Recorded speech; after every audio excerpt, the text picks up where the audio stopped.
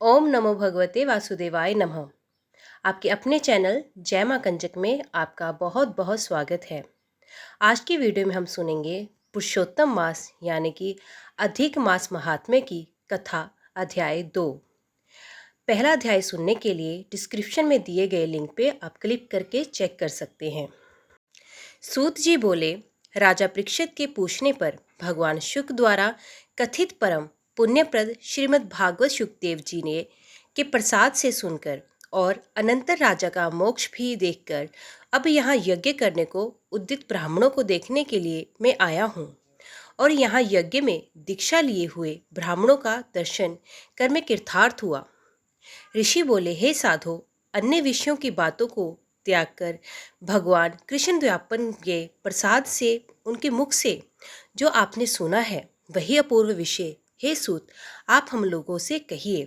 हे महाभाग, संसार में जिससे परे कोई सार नहीं है, ऐसी मन को प्रसन्न करने वाली और जो सुधा से भी अधिकतर हितकर है, ऐसी पुण्य कथा हम लोगों को सुनाइए। सूत जी बोले, विलोम से उत्पन्न होने पर भी मैं धन्य हूँ। जो श्रेष्ठ पुरुष भी आप लोग मुझसे पूछ रहे हैं, भगवान व्यास के मुख से जो मैंने सुना है वे यथा ज्ञान मैं कहता हूँ। एक समय नारद मुनि नर नारायण के आश्रम में गए, जो आश्रम बहुत से तपस्वियों, सिद्धों तथा देवताओं से भी युक्त है और बैर बहेड़ा, आंवला, बेल, आम, अमड़ा, कैथ, जामुन, कंदाब्दी आदि और भी अनेक वृक्षों से सुशोभित है।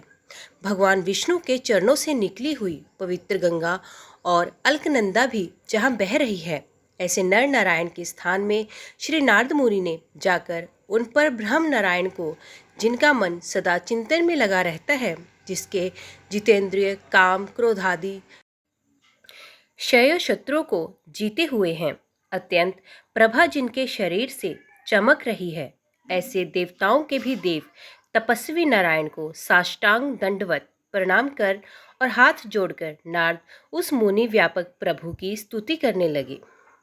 नारद जी बोले, हे देवादेव, हे जगन्नाथ, हे कृपा सागर सतपते, आप सत्यव्रत हो, त्रिसत्य हो, सत्य आत्मा हो और सत्य संभव हो। हे सत्यों ने आपको नमस्कार है। मैं आपकी शरण में आया हूँ। आपको जो तप है वे संपूर्ण प्राणियों की शिक्षा के लिए और मर्यादा की स्थापना के लिए है। यदि आप तपस्या ना करें तो जैसे कलयुग में एक के पाप करने से सारी पृथ्वी डूबती है, वैसे ही एक के पुण्य करने से सारी पृथ्वी तर भी जाती है। इसमें तनिक भी संशय नहीं है। पहले सतयुग आदि में जैसे एक पाप करता था तो सभी पापी हो जाते थे, ऐसी स्थिति हटाकर कलयुग में केवल कर्ता ही पापों से लिप्त होता है। ये आपके तप की स्थिति है। हे भगवान, कली में जितने प्राणी हैं सब विषयों में आसक्त हैं। स्त्री पुत्र ग्रह में लगा है चित्त जिनका, ऐसे प्राणियों का हित करने वाला जो हो और मेरा भी थोड़ा कल्याण हो, ऐसा विषय विचार कर केवल आप ही कहने के योग्य है। वही आपके मुख से सुनने की इच्छा से मैं ब्रह्मलोक से आया हूँ। आप ही उपकार प्रिय विष्णु है, ऐसा वेदों में निश्चित है। इसलिए लोकापरोपकार के लिए कथा का सार इस समय आप सुनाइए, जिसके श्रवण मात्र से निर्भय मोक्ष पद को प्राप्त कर लेते हैं। इस प्रकार नारद जी का वचन सुनकर भगवान ऋषि आनंद से खिलखिला उठे। भुवन को पवित्र करने वाली पुण्य कथा आरंभ की। श्री नारायण बोले, हे नारद, गोपों की स्त्रियों के मुख कमल के भ्रमर, राम के ईश्वर, रसिकों के आभरण, वृंदावन विहारी, ब्रज के पति आदि पुरुष भगवान की पुण्य कथा को कहता हूँ, जो निमेष मात्र समय में जगत को उत्पन्न करने वाले हैं। उनके कर्मों को हे वत्स इस पृथ्वी पर कौन वर्णन कर सकता है। हे नारद मुने, आप भी भगवान के चरित्र का सरस सार जानते हैं और ये भी जानते हैं कि भगवत चरित्र वाणी द्वारा नहीं कहा जा सकता, तथापि अद्भुत पुरुषोत्तम महात्म्य आदर से कहते हैं।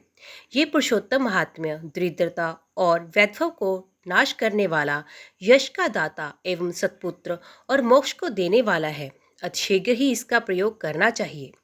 नारद बोले, हे मुने, पुरुषोत्तम नामक कौन देवता है, उनका महात्म्य क्या है, ये अद्भुत सा प्रतीत होता है। अत आप मुझसे विस्तार पूर्वक कहिए। सूत जी बोले, श्री नारद जी का वचन सुन नारायण क्षण मात्र पुरुषोत्तम में अच्छी तरह मन लगाकर बोले। श्री नारायण बोले, पुरुषोत्तम, ये मास का नाम जो पड़ा है वे भी कारण से युक्त। पुरुषोत्तम मास के स्वामी दया सागर पुरुषोत्तम ही हैं, इसलिए ऋषिगण इसको पुरुषोत्तम मास कहते हैं। पुरुषोत्तम मास के व्रत करने से भगवान पुरुषोत्तम प्रसन्न होते हैं। नारद जी बोले, चैत्रादि मास जो हैं वे अपने अपने स्वामी देवताओं से युक्त हैं, ऐसा मैंने सुना है, परंतु उनके बीच में पुरुषोत्तम नाम का मास नहीं सुना। पुरुषोत्तम मास कौन सा है और पुरुषोत्तम मास के स्वामी कृपानिधि पुरुषोत्तम कैसे हुए? हे कृपानिधि, ये आप मुझसे कहिए। इस मास का स्वरूप विधान के सहित प्रभु कहिए। हे सतपते, इस मास में क्या करना, कैसे स्नान करना, क्या दान करना, इस मास का जप, पूजा, उपवास आदि क्या साधन है, कहिए। इस मास के विधान से कौन देवता प्रसन्न होते हैं और क्या फल देते हैं? इसके अतिरिक्त और जो कुछ भी तथ्य हो वे हे तपोधन कहिए। साधु दिनों के ऊपर कृपा करने वाले होते हैं, वे बिना पूछे कृपा करके सदुपदेश दिया करते हैं। इस पृथ्वी पर जो मनुष्य दूसरों के भाग्य के अनुवृत्ति, दरिद्रता से पीड़ित, नित्य रोगी रहने वाले, पुत्र चाहने वाले, जड़, गूंगे, ऊपर से अपने को बड़े धार्मिक दर्शाने वाले, विद्या विहीन, मलिन वस्त्रों को धारण करने वाले, नास्तिक, परस्त्रीगामी, नीच, जर्जर, दासव्रती करने वाले, आशा जिनकी नष्ट हो गई हो, संकल्प जिनके भगन हो गए हों, तत्व जिनके क्षीण हो गए हों, कुरूपी, रोगी, कुष्ठी, टेढ़े मेढ़े अंग वाले, अंधे, इष्ट वियोग, मित्र वियोग, स्त्री वियोग, आप्तपुरुष वियोग, माता पिता विहीन, शोक दुख आदि से सूख गए हैं, अंग जिनके अपनी इष्ट वस्तु से रहत उत्पन्न हुआ करते हैं, किस अनुष्ठान के करने और सुनने से पुण्य उत्पन्न ना हो, हे प्रभु ऐसा प्रयोग हमको सुनाइए। वैद्य, वंध्यादोष, अंगहीनता, दुष्ट व्याधियां, रक्तपित्त आदि, मिर्गी, राज्य समाधि जो दोष हैं, उन दोषों से दुखित मनुष्यों को देखकर हे जगन्नाथ मैं दुखी हूँ, अत मेरे ऊपर दया करके हे ब्राह्मण मेरे मन को प्रसन्न करने वाले विषय को विस्तार से कहिए। हे प्रभु आप सर्वज्ञ हैं, समस्त तत्वों के आयतन हैं। सूत जी बोले, इस प्रकार नारद के परोपकारी मधुर वचनों को सुनकर देवादेव नारायण चंद्रमा की तरह शांत महामुनि नारद से नए मेघ के समान गंभीर वचन बोले। ओम नमो भगवते वासुदेवाय नमः। तो दोस्तों, आज की वीडियो में बस इतना ही। उम्मीद करती हूँ वीडियो आपको पसंद आई होगी। वीडियो पसंद आई हो तो वीडियो को लाइक और चैनल को सब्सक्राइब ज़रूर कीजिएगा। तो मिलते हैं अगले अध्याय के साथ। तब तक के लिए देखते व सुनते रहिए। जय माँ कंजक, जय माता दी।